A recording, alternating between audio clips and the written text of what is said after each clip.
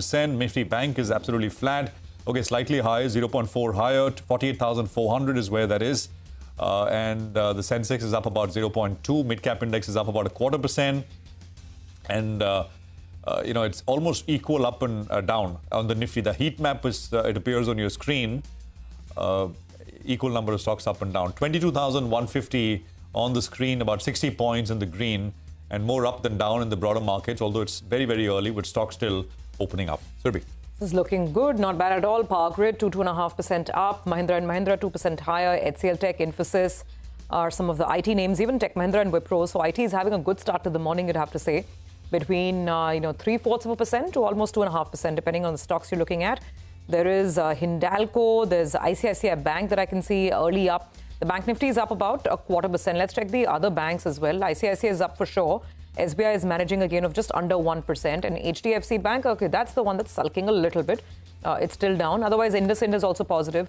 Kotak is slightly negative. So some up, some down for banks. Speaking of the downs, let's see what's exerting that downside pressure. Bajaj Finance and Finserv, very marked sort of selling on these stocks early into the morning. 2.5% down on Finance and about 1.5% down on Finserv. Tata Consumers, Sun Pharma, Cipla, SBI Life, Dr. Reddy's, Nestle. So the sense you get is FMCG Pharma not in favor today. These are stocks that have opened lower, but otherwise it's not too bad. Let's look at Reliance and L&T to cap it off. Reliance is managing some gain for now, and L&T is slightly negative. But otherwise, it seems IT is taking things higher this morning. Well, and BSE is the big casualty this morning. NSE is taking the fight to BSE. It seems they've gone ahead and changed the expiry days. Well, just take a look at that stock. It's down 6.5%, so big downtakes. On the downside, the stock of the day is BSE, and on the upside, it's Coforge that's doing well. But crude oil prices have cooled off. And from an India macro perspective, that's a big tailwind for us. And some of these OMCs, they saw a big rally yesterday. They're building on to those gains. HPCL is higher in today's trading session. The OMCs, not the oil producers, but the OMCs. So HPCL is up close to around 3%. Pull up BPCL as well as IOC. Both of them, I think, have opened up well in the green. Canfin Homes from some of those financial companies, well, that's down close to around 3%. But BSE now down close to around 7.5%. So big downtick is what we're seeing on that particular name. Stocks that are doing well, RVNL, that was one of the noted gainers today because they won an order. Welspun Specialty Steel as well. That's a smaller company that's looking to raise money via the rights issue. There's an order win as well of more than 200 crores from BHEL. So that's why that stock as well has opened up well in the green as we speak. Welspun Specialty Steel, I think that should come up for you on the screen. Signity Tech, that's another one that's up close to around 6.5%. One of those stocks that's down close to around 20% in this year. So a bit of an up move is what we're seeing. Decent looking screen, guys. 3 stocks advancing for 1 stock that's declining. I don't think you can ask for more after what you've seen in the last many trading sessions. Adani as well, just adding to your list, with the Tops acquisition, for which they're spending around 600 crores. Right now, stocks up about 4%. Absolutely. Since it's all about sort of global stuff and global macros, and that's a Nifty, by the way, so still holding on with about a 60-odd point pop at this stage. And, we will, of course, continue to track what's happening as far as individual names, etc. is concerned. Let me just take a look at in the broader space if there's anything else which is coming up, which we've not addressed so far. By the way, market breadth is now 1,400 up and 600 lower. So it's firmly on the way up with more up than down. So that's the situation. Actually, you've got enough and more action. And out of the gates, decent volumes on the upside, as I've been pointing out for the last couple of days. Lots of names with 2, 3, 4%, well-traded, well-owned names with decent-sized volumes coming through right now. BSE, I think, as both Nigel Surabhi mentioned, 8%. That's the biggest volume-led cut right now.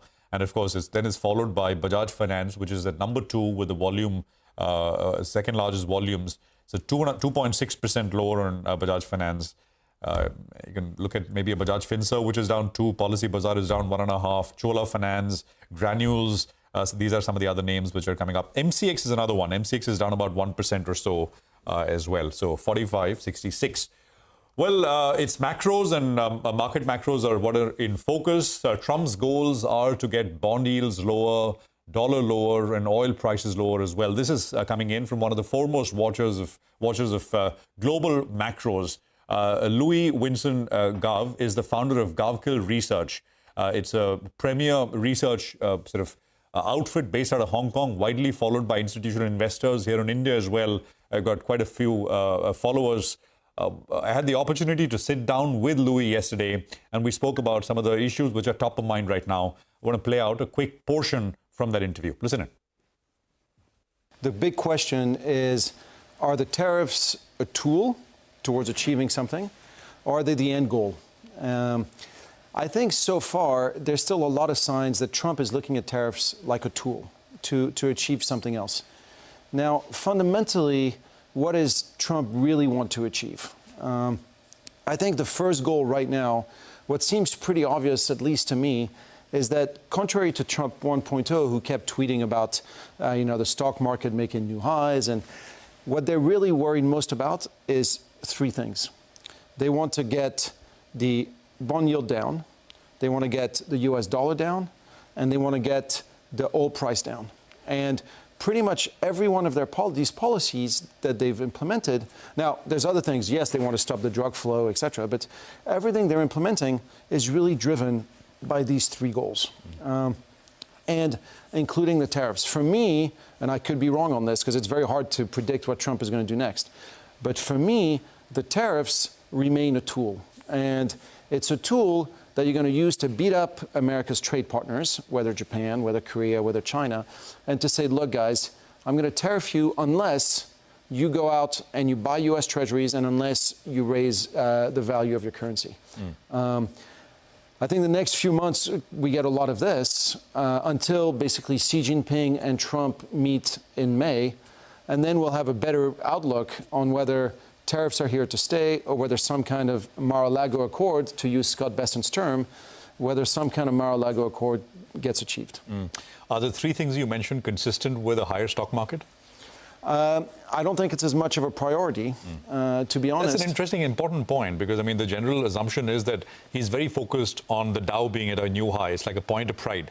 But you're saying actually the target this time is not higher stock markets, it's lower cost of borrowing. I think so. You'll notice this time he hasn't tweeted once on the level of the stock market. Okay. You've had tweets from Elon Musk, you've had talks from J.D. Vance, from Scott Bessent, from Trump himself on the 10-year yield. And I think the reason for that is actually the setup today in the U.S. is completely different. Yeah. The big problem is in the second half of this year, you have a massive amount of debt to roll over. Because remember, in the second half of 2020, interest rates were at record lows. Every single U.S. corporate went out and issued debt. You know, when interest rates were below 2%, you're a CFO of a company, it'd be criminal not to issue debt. They all did it, and most of corporate debt in the U.S. is 5 years. So now, these guys all have to roll over the debt in the second half of 2025. If they roll over at much higher rates, that means that CapEx is going to get cut. That means that employment is going to get cut to pay for the debt. They have to get the cost of debt down. Without that, you're facing a really bad 26. And guess what happens in 26? Midterm elections. So take the pain up front, get the lower interest rates so that the economy can be rebounding by 26 on the back of lower energy and lower interest rate costs. Okay, let's just complete the tariff point. Sure. So I think average tariffs into the US are 2.5%, 3%, somewhere there. Yep. By the end of the year, where do you see those? That's a really tough question because I think a lot is going to depend on those negotiations with China. Okay. And here... But they're going to be higher. We don't know. I think they're going to be higher because part of, I think, Trump's view of the world is foreigners should pay more. Now, I'm not quite sure how he came to that conclusion, but essentially, one of his hardcore beliefs is foreigners have been taking advantage of the United States, and they need to pay more. And a lot of these policies, like the golden visa thing, where foreigners are going to pay $5 million to move here, even though you already have an EB-5 visa that costs $800,000 that only 2,000 people take a year. Somehow millions are going to take the $5 million option. There is this perception of foreigners have to pay. So yes, there will be higher tariffs. The big question is, will it be marginally higher? So you say 2.5%. Will it be 10? Will it be 12? If that's the case, that can sort of come out in the wash. Like if you got a 10% across the board, that's not going to throw the global or the U.S. economy off the rails. If you move to 25, 30, then all of a sudden, that's much more problematic for global growth. Okay, let's talk about what is important for emerging markets as well, which is the US dollar. You're saying he wants the dollar lower, Yes. and so far it seems to be working. Yes. Right? Yields are down, I think, about 50, 60 basis points in the 10-year over the last 1.5 months. Dollar is lower as well, the broader dollar. What's your sense, Louis, here? Well, look, I think when you look at Treasury Scott Bessent, Treasury Secretary Bessent, his very first thing when he got into his new office was to first thing he did was to pick up the phone to call his Japanese counterpart and to essentially tell him, look, the yen is too low, which it is. The yen is ridiculously low. If you spend any time in Japan, you know, it used to be that if you went out for dinner in Japan, you'd have to check your bank balance to make sure you could afford dinner. And now, you know, you go there and, you know, things are really, really cheap. So bottom line is, yeah, the U.S. does want a revaluation of Japan, does want a revaluation of the won, the Korean won, does want a revaluation of the renminbi. That's going to be, you know, obviously on the table with the discussion with Xi Jinping in May. I think there's a good chance that that gets achieved because all these currencies are today massively, massively undervalued. The U.S. dollar is very expensive. You know, you go travel in the U.S. today. For most of my life, traveling to the U.S. Was a, decent value experience. Today, it's completely out of whack relative to everywhere else in the world. Yes, the U.S. dollar has to come down. It's too high. But Louis, isn't it quite conflicting that you are you're doing the fiscal consolidation, and there is a possibility of a dollar going down? You're just talking your way through, or you really want to implement? You can really push this through? Yeah, that's a great point. You're absolutely right to highlight that usually fiscal consolidation, you tend to have a bit of a stronger currency. Now, having said that, in the past 2 years, you had massively pro-cyclical fiscal policy in the United States, and the dollar still went up because, at any one time, I think you have many factors can impact a currency. Yeah. And in recent years, the biggest factor impacting currency has been interest rate differentials because the U.S. yields were going up, U.S. dollar was going up. If they're going to be successful in bringing yields down, then partly through Doge, partly through cuts in government spending, maybe a little less issuance of treasuries than the market had expected, maybe arm twisting China, Japan to buy more bonds, a little bit of this, a little bit of that, get yields a bit lower. I think the U.S. dollar does roll over from the current level of overvaluation. I think it's happening, actually. It's already starting. And I think it'll be good news for capital flows into emerging markets if that were to happen as well. Of course, I mean, the other stuff will play out as well. The other thing is the market here in India has been weak. I mean, I think the market here in India and the US have been very, very tightly correlated. Two best performing large markets in the world last few years.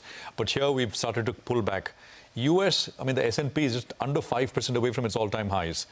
Do you think we're starting a correction in the US as well, especially large cap tech, which actually is the only space which has mattered, which has driven the US outperformance, is the top end there? Your thoughts? Yes. No, I think we've just had a massively important event with DeepSeek. DeepSeek changes the world we live in. It changes it on many different fronts. First, until DeepSeek came around, the perception was that the US could contain China technologically. The fact that China all of a sudden shows that it's at the same level on artificial intelligence as the U.S. shattered this illusion.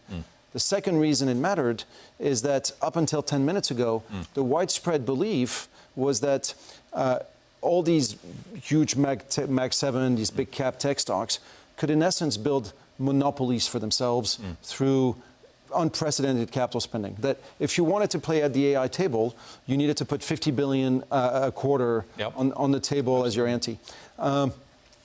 DeepSeek has also shattered this belief. And so all of a sudden, the idea that you can spend your way into building a monopoly for yourself, into building ever bigger moats, has been completely undermined. And I think with that, you have started to see a rotation in the market where, indeed, investors start to say, well, hold on. If Microsoft, Google, Amazon, if they're not going to be the massive monopolies I thought they were, do I still want to pay 35 times earnings, 40 times earnings? Especially if at the same time, you're starting to get other stories around the world. Now, you pointed out, in recent years, there's been only a handful of stories. There were really three. It was gold, U.S. tech, Indian equities. That was it. Like anything else you did was kind of lame. But now what you've seen is while the US starts to fiscally tighten with Doge, China is fiscally easing and starting to do a lot of pro-consumption measures. Europe is fiscally easing. And so as the fiscal easing shifts from the US to China and Europe, lo and behold, China and Europe start to outperform. All of a sudden, there's other things to do in the market. Maybe I don't need to just own Microsoft at 35 times earnings. There's other exciting things to do. Okay, well, the game is changing. That is the view coming in from Gavical out there. Well, let's come back to what's happening here and now. Let's just have the BSE stock price up. It was the biggest volume-led loser this morning, down about 7-8% the last I checked. The reason at the margin, perhaps, of course, is that NSE is now sort of ramping up its game in terms of gaining back some of the market share on the F&O side. Sriram Krishnan is with us, a Chief Business Development Officer at the NSE, the country's largest exchange. Sriram, good morning. Great to have you with us here. Thank you very much. Prashant this side. What is the reason behind the move, Sriram? Good morning, Prashant. Over the last few weeks and months, we have seen many actions taken by stock exchanges in the country with respect to the expiry date. And you've seen, expiry day shifts being undertaken by other exchanges. And there are also some new exchanges who are planning a foray into equity derivatives to launch weekly expiries. I think it all follows from the SEBI rules, which require only one expiry per exchange. But if the intention of the regulators is to have one expiry, I think it makes sense to choose the optimal day of the week. It's a routine exercise that we undertook, and we feel that Monday would be the best day for our expiries. Okay, all right. Hi, good morning, Mr. Krishnan, and good to have you on the show. Well, it's clearly made the other exchange very nervous in terms of a stock price. That aside, the rough analysis that we have got in the last 12 hours or so is that BSE had a higher market share on Friday as well as on Monday, which NSE now believes that, with changing the expiry could pull it back. Did you all do some rough calculations on Thursday? The rough market share, I believe, is in low single digits, while on the other days, that's on Friday as well as on Monday, it's in the vicinity of around 15 to around 20%. Can you give us some numbers if you've done some back of the envelope calculations?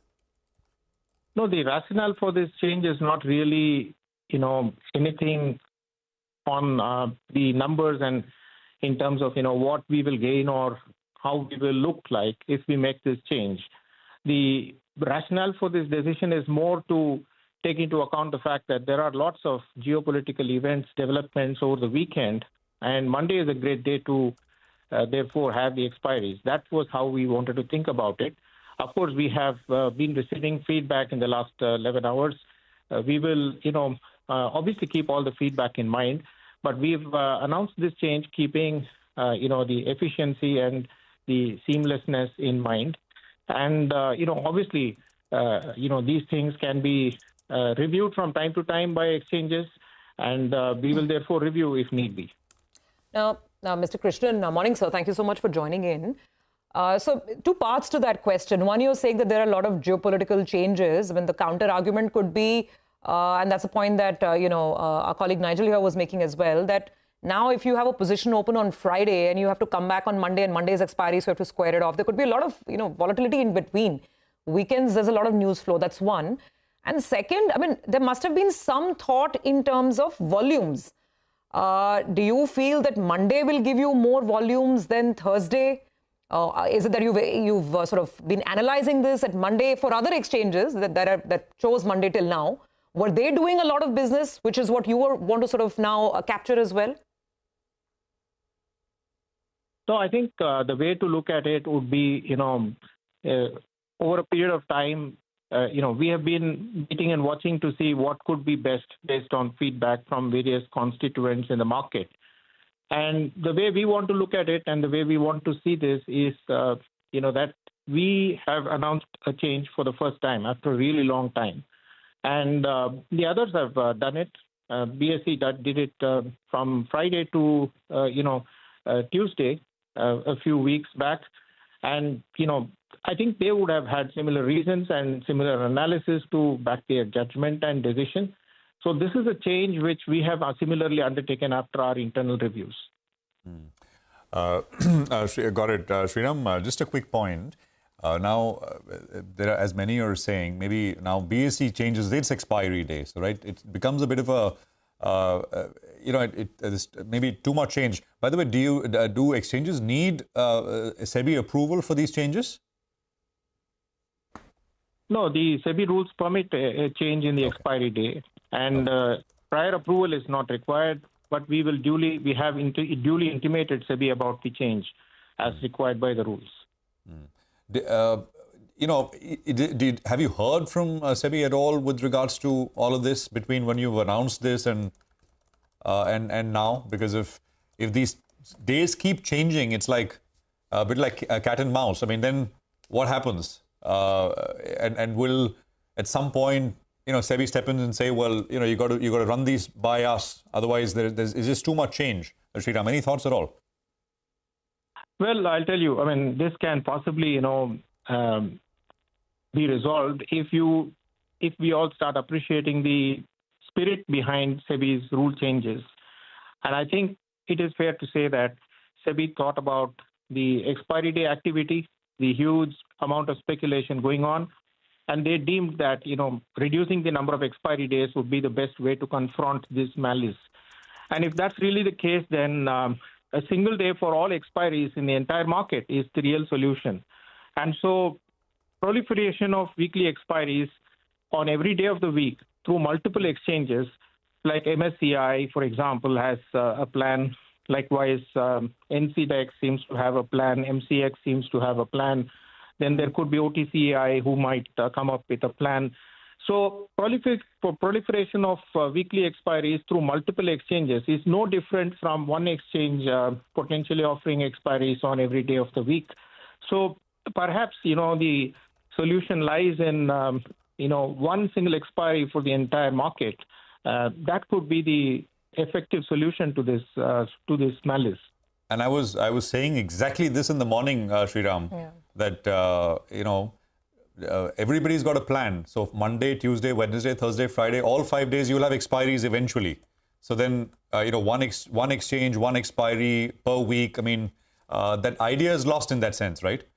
So as you're saying, will you propose this to the regulator? Maybe that is the way to go. As you said, that is a solution, a way out of this, how this can be resolved, as you put it, Sriram. No, I think, in discussions on this topic, these sorts of ideas have already come up and we've gone through many iterations of what are potential solutions to some of these challenges. And we need to do the right thing in order to protect investors, particularly retail investors.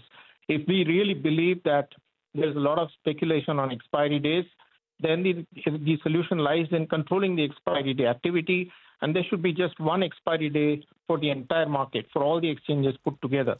I think that will be a fair approach, and possibly, it's time for the industry to think about it. I think that's something which I think we'll have to sort of take note of and build on and get more opinion, etc. But that's an important point. Yeah, guys. Yeah, just Mr. Krishnan, to sort of round off that point, and your point is well taken. The whole idea was to limit retail speculation. Then are you really limiting it? Because it's not one exchange offering 5 products on 5 days of the week. It's 5 different exchanges offering different products. So 1 per week. So I can still go on speculating. But what could be a suggestion or a workaround this? Because the counterpoint immediately will be that it has to be a free market. All exchanges should be allowed to offer their products, and all exchanges should be allowed to flourish and innovate. So then what would be a reasonable solution that perhaps the NSE could think of and could tell the regulator about?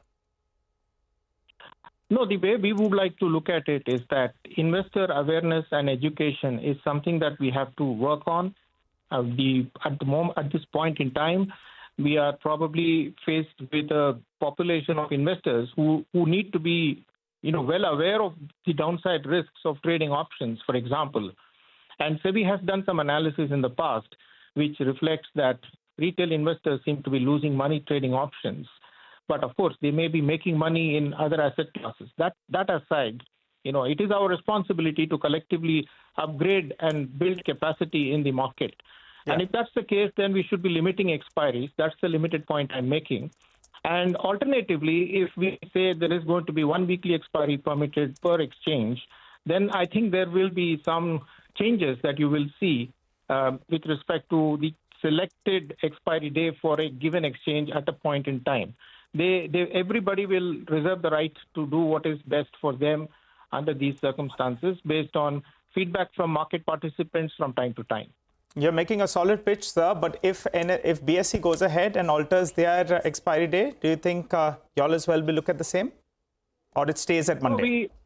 I will not be able to comment on it, but obviously, there could be feedback from people who trade NSE contracts as well. And we are here to deliver what the market wants. We are not here to deliver what our own plans are. Therefore, we will keep listening to the market participants, and based on feedback, which is coming in, by the way, through emails and phone calls and everything, which is all being recorded and monitored, and we will therefore take steps as required based on how this situation evolves. So, Mr. Krishnan, just to finally clarify before we let you go, what you're saying could be a plausible solution is get all exchanges to offer their weekly products to expire on the same day. That is something that the NSE would be agreeable to, right? I think everybody would be agreeable to that. Why wouldn't they be? Okay. All right, Sriram, thank you very much for patiently taking all those questions and explaining the matter at hand.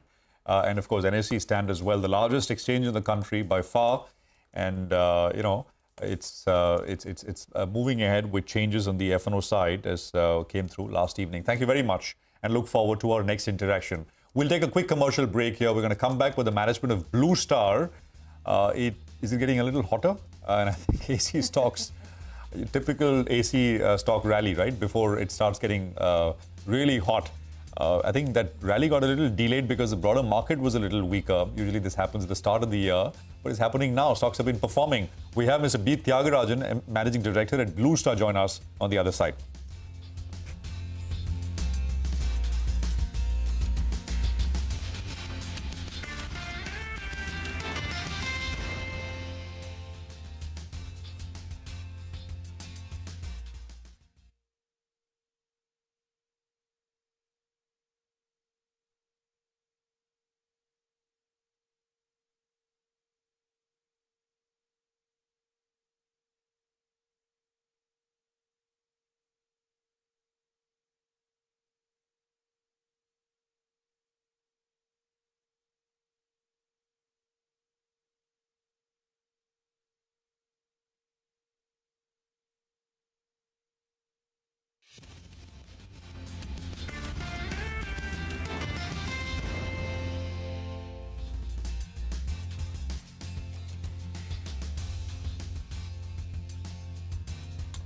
Welcome back. A quick check on the markets. The Nifty is up 140 points, but that's not the big story of the morning. The big story of the morning is you have the number of stocks advancing to the number of stocks declining. That ratio is 9:1, not 1:9, as you've seen many times in the last 17, 18 trading sessions. It's 9:1. Beautiful looking screen, at least for the time being. It could be a relief rally, but you are seeing select buying in a lot of stocks in the broader markets, and that's why your portfolio will be feeling quite good. But let's focus on the auto space. Mahindra & Mahindra, they reported higher February auto sales numbers, which were better than expected. Now, the SUV segment did lead the growth. The total tractor sales volumes, in fact, were up by close to around 18%. To understand the way ahead, we're joined by Mr. Hemant Sikka, the president of the farm equipment sector. Hi, Mr. Sikka. Good morning. Thanks a lot for joining in. Well, the agriculture sector has seen a turnaround, and the data of the last few months clearly indicate that. You have sustained growth of more than 15% for the third consecutive month. Can we expect an upward revision in the industry estimate for Q4, where you had indicated close to around 15% growth, and for FY25, which was earlier seen at around 6 to 7%? You're right that the agriculture industry, especially the tractor industry, has been on a roll this year. We are very happy with the way the industry has grown. We are looking at a very strong Q4. As you know that February was a very good month for the industry. The industry grew by 13.6%. And at Mahindra, we have outperformed the industry significantly by growing 19%. So we have gained some good market share. We are expecting this momentum to continue into the Q4, and Q4 our guidance stays at 15%.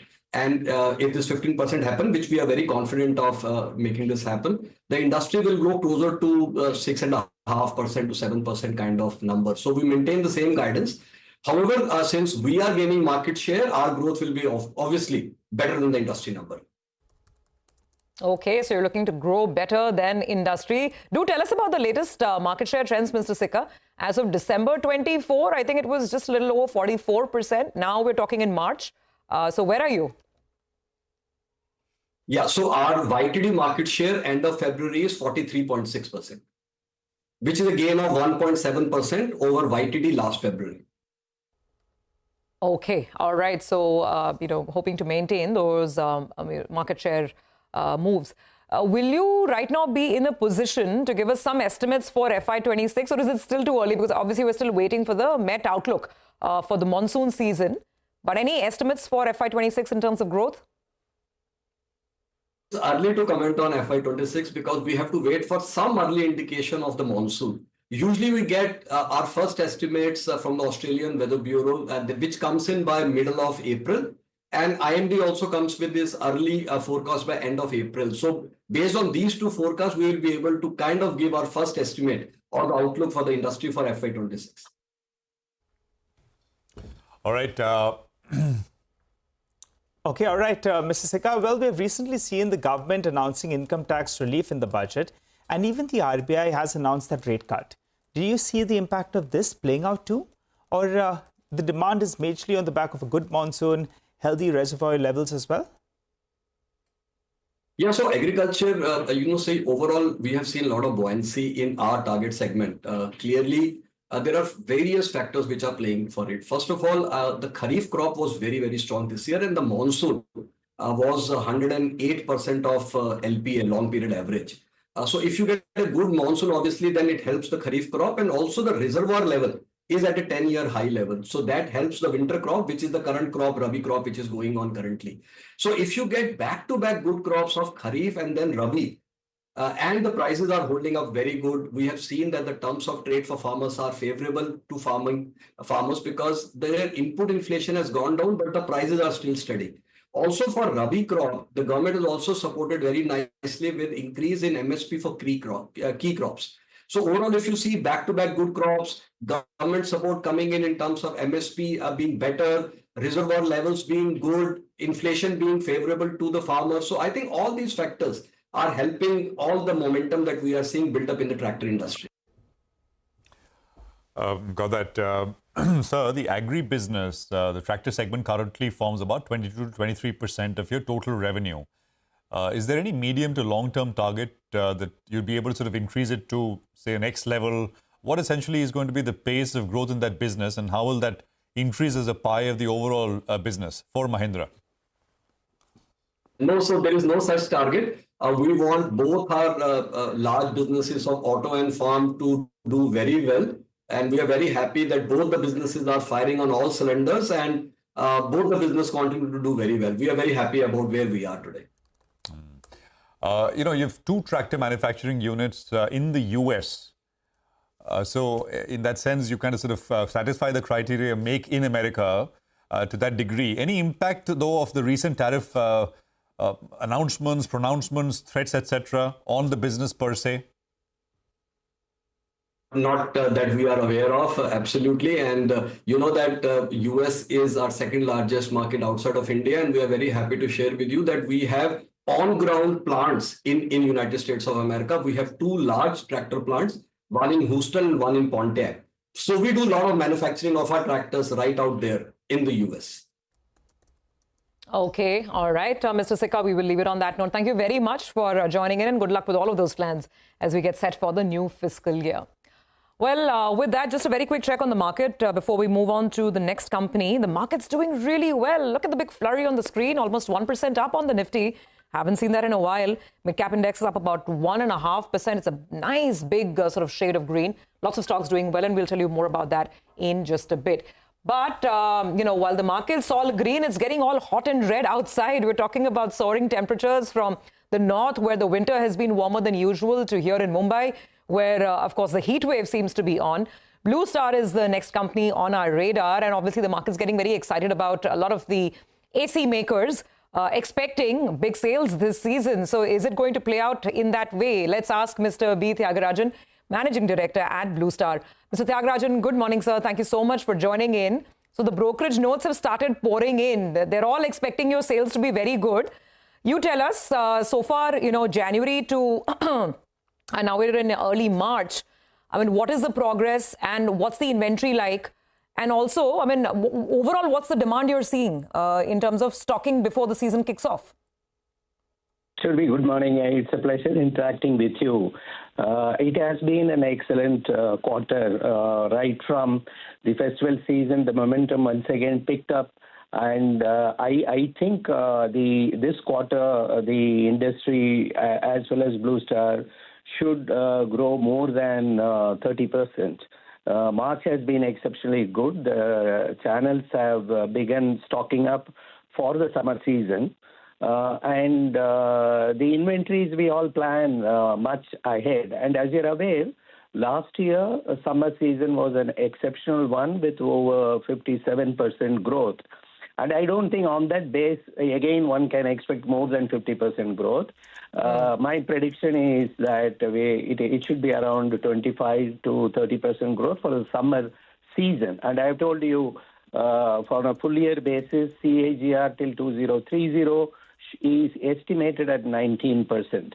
So for the summer season, it should be more than 25%, even on that huge base.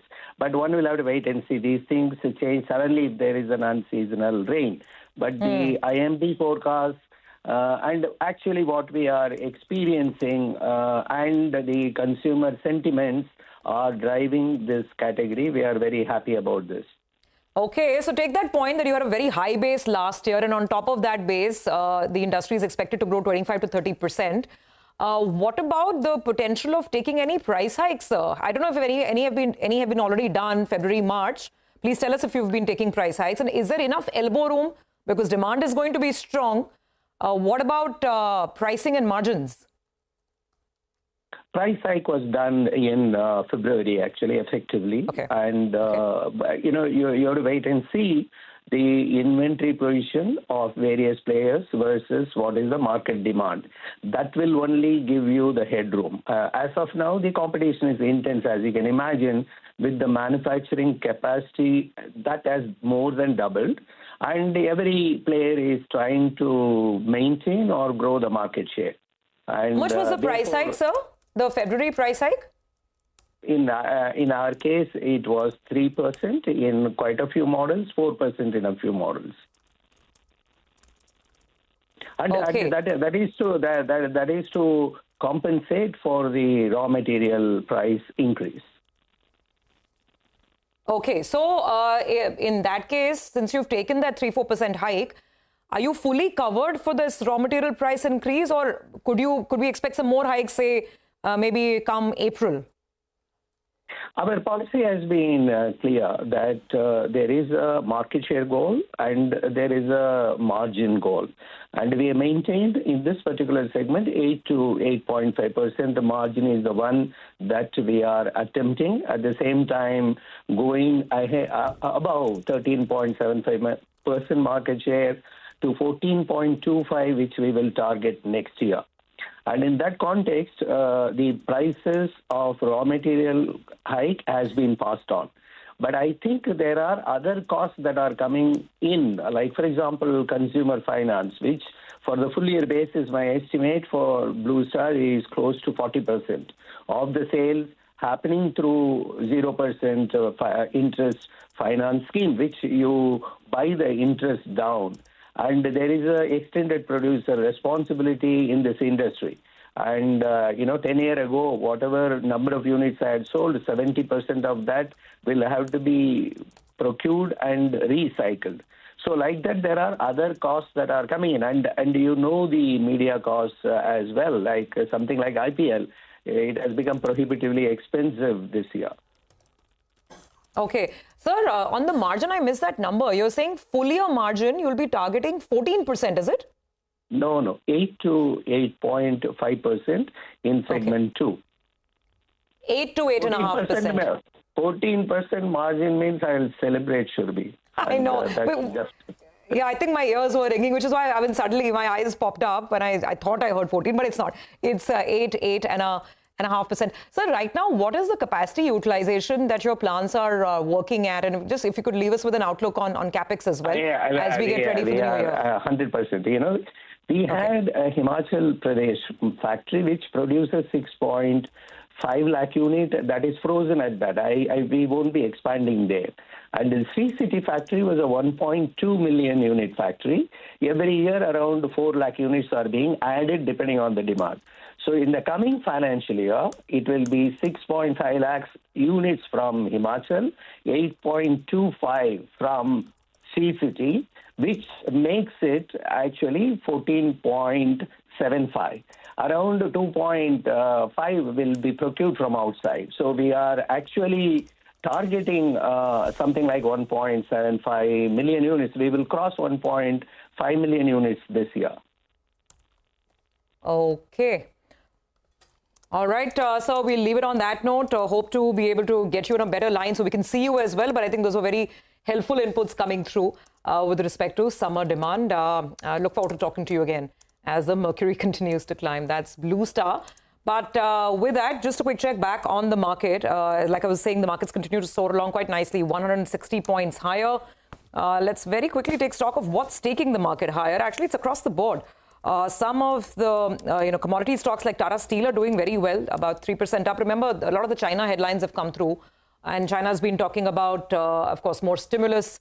They're talking about 5% growth as well. So it's all along expected lines, and maybe that's kind of helped some of the commodity names, the metal names in particular. Trent, M&M, Eicher Motors, the beaten down auto stocks, they're also recovering. Tata Motors is also up today.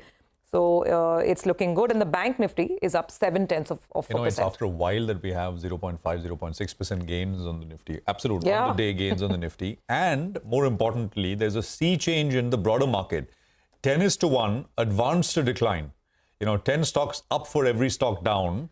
And this is, what we've been referring to. A little bit of selling exhaustion has been visible on the screen with no volumes on the downside for the last 2 days now. So it's not just large caps, it's not just that 0.5% on the Nifty, it's the broader market as well, where there is enough and more activity. We'll get down to individual names, sectors, stocks, etc. In just a bit from now. But I think, Surabhi, we have our next discussion on the line. Yes, and we're trying to get to the consumer pulse, the retail pulse, with our next set of guests as well. Retail sales in India recorded a 5% growth in January 2025. So what's demand looking like? And what about this whole stress around urban consumption slowdown? Let's discuss these trends. We have with us Mr. Kumar Rajagopalan, CEO at Retailers Association of India, and Gautam Saraogi, Executive Director and CEO at Go Fashion. Gentlemen, thank you very much for joining in. So, Mr. Rajagopalan, let me come to you. So that was Jan data that RAI put out, 5% growth. How has it been in February, and what do you anticipate, given this whole talk about urban slowdown, cutback in spending because of inflation, etc.? Is that really still playing out? Yeah, hi, good morning, Surabhi. I think the data is showing 5% for January. It doesn't look like it's going to be anything dramatically different in February also. Our numbers are yet to come in, but from whatever data we have or from whoever we've spoken to, it doesn't look like a big change. In fact, throughout this 23-24, this is the kind of growth that we've really seen, around the 5% level, other than in the months of November, December, actually October, November, December, where thanks to occasion wear, there was a little bit of a surge to around 8%. The non-discretionary part of the business is still holding well, which means that people are still buying food, etc. But when it comes to items like clothing, footwear, jewelry, I think the surge happens during the months of occasions, and then it dips. We've seen that occasion wear companies are still doing well. The premiumization is still doing well. But when it comes to consumption at the middle class level and bottom of the pyramid, it's still worry. The like-for-like sales have remained almost similar for most retailers. It's been same as what was in 2023-24. So we're not seeing a surge. We're not seeing it as dip also. So that is, maybe we have to take heart in that. Okay, all right. Got that, sir. Well, let's get in Gautam Saraogi as well into the conversation. Hi, Gautam. Good morning. Good to see you in. What's your observation on ground? How is demand as strong as what you perceived? If you could give us a figure as well, what kind of growth have you seen in the first couple of months of this quarter? And the other point is the stock markets have suddenly become jittery. And the fear is that some of those that were thriving in the stock market, suddenly consumption will slow down. Are you seeing signs of that? Yeah, hi, good morning. So I think, look, like Kumar sir just mentioned, demand has been soft for 3 or 4 quarters. And I think at Go Fashion, we've been, even in this tough environment, we've been reporting double-digit company growth on a YOY basis. So for the first 9 months, we reported 11% revenue growth with a flattish like-to-like sales.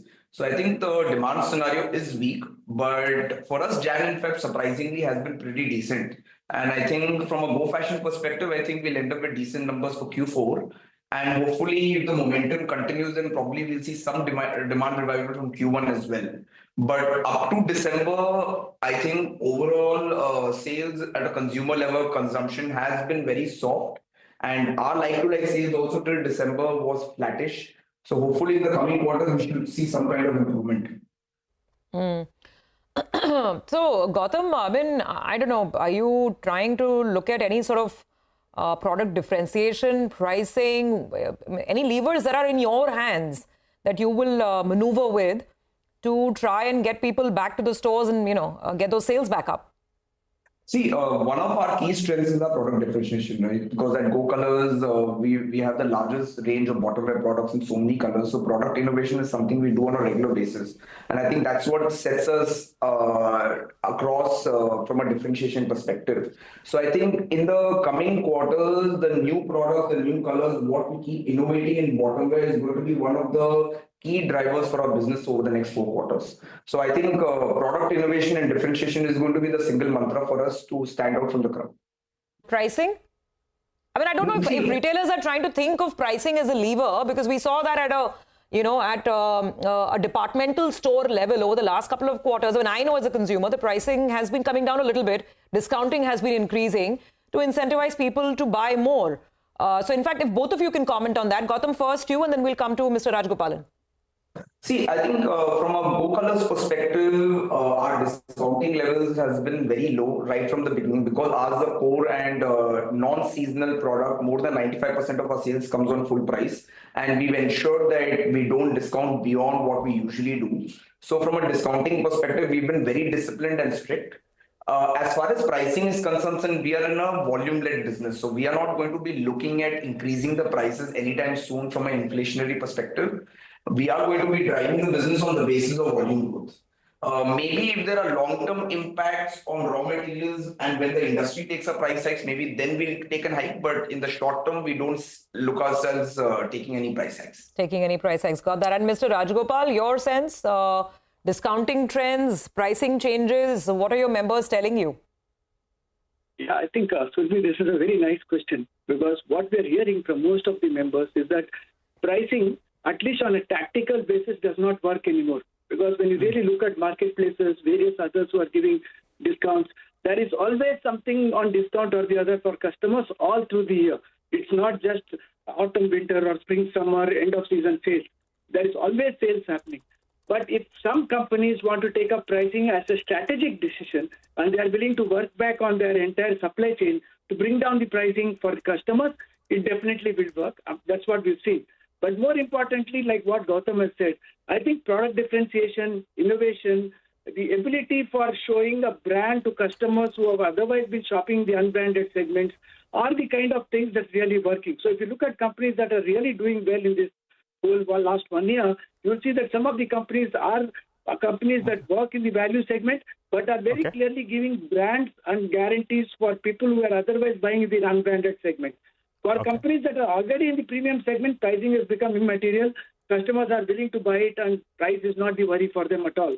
So people who are in the middle, where there is neither a pricing advantage nor a branding advantage, are struggling definitely. And I think they'll have to really rework their strategies. But overall, pure pricing, short term, does not work for retailers. Okay, all right. Very quickly, Gautam, before we let you go, you spoke of a turnaround in SSG in quarter 4 in comparison to quarter 3 as you delivered a flattish number. Are we bracing for that? Single-digit, low single-digit number in quarter 4? And for FY26, what's it going to be? Gautam, give us a hint. Yeah, so fingers are crossed. I mean, see, January and February have done well for us, and March is a big month for us. So hopefully, if March does well, then probably we will be looking at positive SSG for quarter 4. Low single digit? Low single digit? I wouldn't comment on that right now. I would wait for March to get over. But fingers crossed that March will do well. And if that does well, then we're looking at decent, good SSG in quarter 4. Okay. All right, gentlemen, we'll leave it on that note. Thank you very much for joining in. Well, the good takeaway is, I guess, like Mr. Rajgopalan is saying, that there are discounts and sales throughout the year. So maybe that incentivizes consumers to open up their purse strings. We need to take a quick break right now. On the other side, Manisha Gupta joins in with the latest from the commodity world.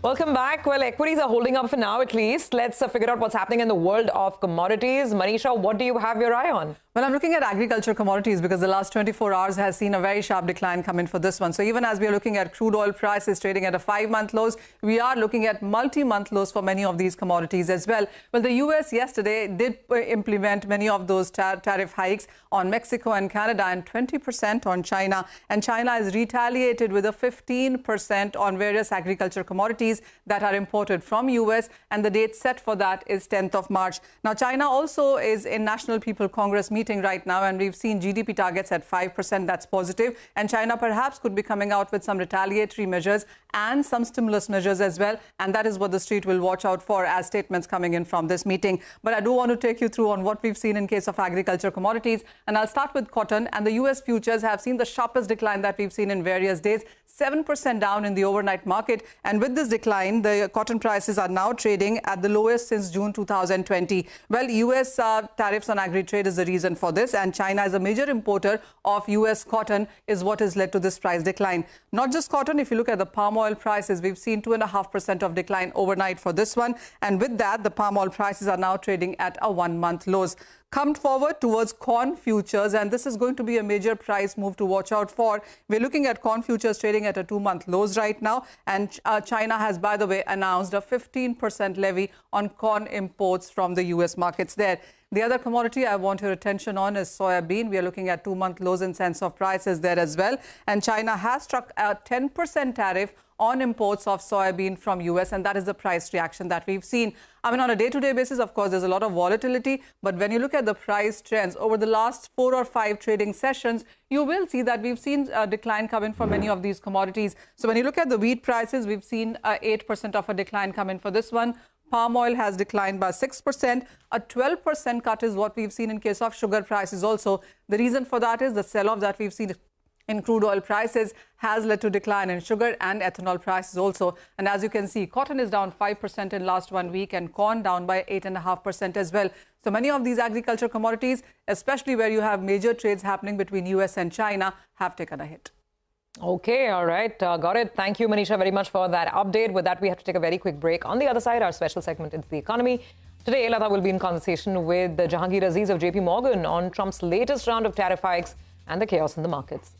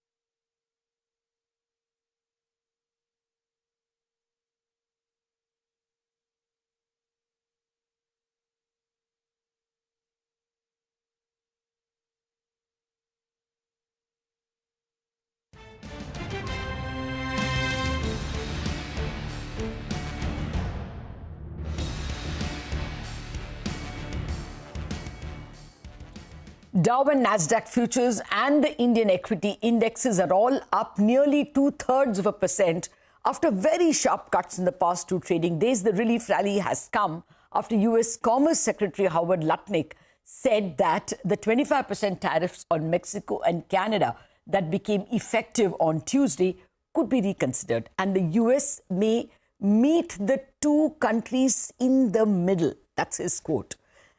Well, given what we know about tariffs, will this middle ground help, or will it continue to harm the US economy, this increase in tariffs? Is the US exceptionalism ending anytime soon?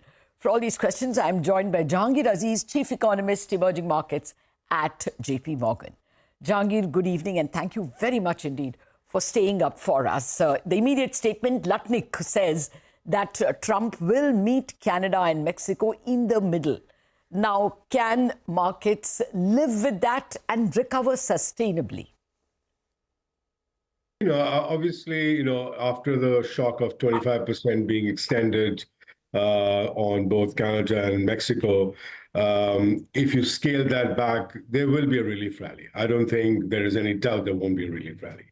But let us not forget that this has been played before, and within a 1 day's time, the tariffs were delayed. We got the tariffs back. Within, let's say, 48 hours, they get diluted. I think what it does to the market is to raise the level of uncertainty around trade. And this is not the only thing that is in the cards. Now, clearly, this is extremely important because unlike 2018-19, and I would have to admit that unlike what I thought was going to be the way in which the tariffs would be imposed, this is changing the geographical focus of the tariffs. It is not, something's happening in China, which, the world has been used to, or to Malaysia and Vietnam transshipment, but rather in the backyard of US, and it is akin to tearing up a 30-year trade deal. So the ramifications of imposing 25% tariff on Canada and Mexico is significantly different than, let's say, ratcheting up the 20% tariff to 40% tariff. We, of course, believe that on China, it'll eventually go to 60%, which was our original baseline, and we still think that that is pretty much par for the course. But this is happening in a world in which the US, Canada, and Mexico have been inextricably tied together through very deep 30-year-old supply chains. And that is where the anxiety of the market comes from. If this was, again, let's say, instead of, 25% on Canada and Mexico, the US goes and raised tariffs from 40% to, say, let's say 60%, which is, as I said, is a baseline. I think the reaction in the market will be far less. Okay. Then the reaction which is happening in between three of the most intricately related through supply chains. I think that's what the concern is. But I think even though you get dilution, I think what this does is to spike up the level of anxiety and the level of uncertainty around trade. This is clearly where the danger lies. Okay, I get that, these are inextricably intertwined. So, my point is investment decisions take time to decline. Growth takes time to react. But won't inflation come in immediately? Because tariffs means products become expensive right now. So, do you see any rate cuts at all? So go back to 2018. I'll answer your question, but let's go back to 2018. This idea that investment will take a long time to react was not true in 2018-19. If you look at 2018-19, in July, that was when the China tariffs were imposed. From July onwards, global sentiment completely collapsed in first one leg, and the second leg of the collapse was when the NAFTA was being renegotiated in the USMCA. So I think that the capital investment and capital spending can react very, very quickly. And I would argue maybe it might take a little longer for inflation to react because people have built up inventories, etc. Now, in terms of your question, does it raise inflation? Yes, it does. I mean, if you're going to impose 25% tariffs on, or let's say, the auto sector, right? Where the auto sector of Canada, Mexico, and the US are completely linked to one another. In fact, to manufacture an auto, probably the parts of the auto have to go back and forth between the three countries several times. And imagine 25% tariff being imposed in every leg of that transaction. So just in auto industry, it goes up. Canada has threatened 25% export taxes to electricity to New York State. So clearly, there is going to be a significant inflation impact. The question that you're asking is whether or not the Fed reacts to it. And my sense is that given that this is going to be a supply side and it is going to be a one-off price level shift, the Fed will probably take it in its stride. As long as, and this is the as long as part of it, and is that inflation expectations do not get unanchored.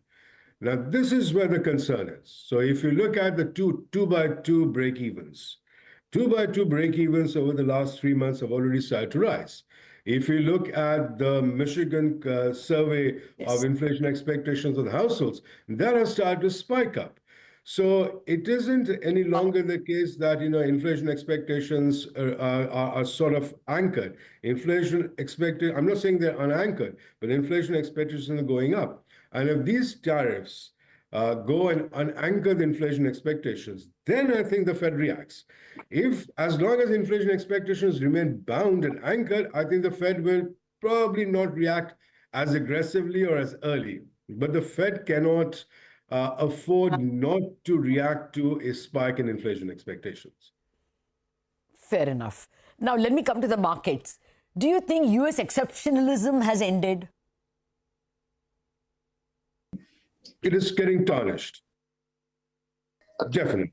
I mean, and it's getting tarnished because the idea that whatever happens to immigration policy, whatever happens to tariffs, deregulation, tax cuts, whatever happens, it is going to be growth supportive at the end of the day.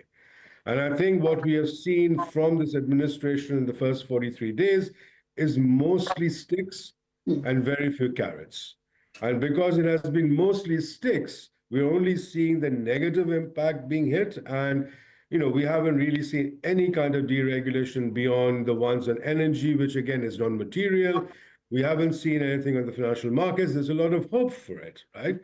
And I think that is where the concern is. The concern is that when do these deregulations come? When do these tax cuts come, right?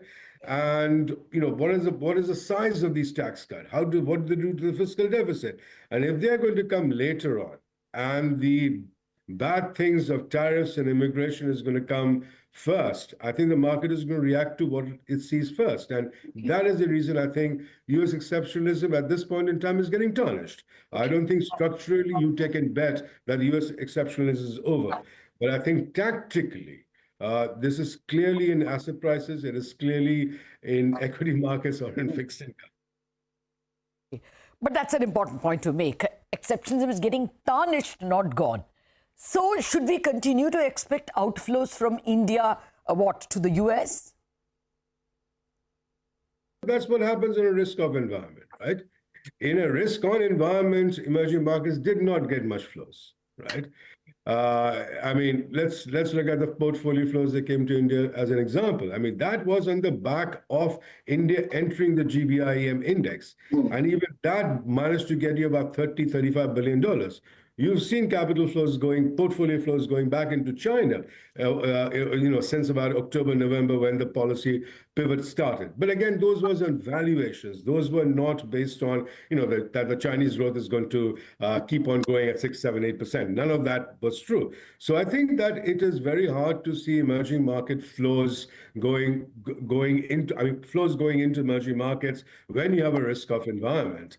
And as you've known pretty well that the U.S. equity markets has to do well for the rest of the world's equity market to do well. It is never the case that U.S. languishes and the rest of the world does better.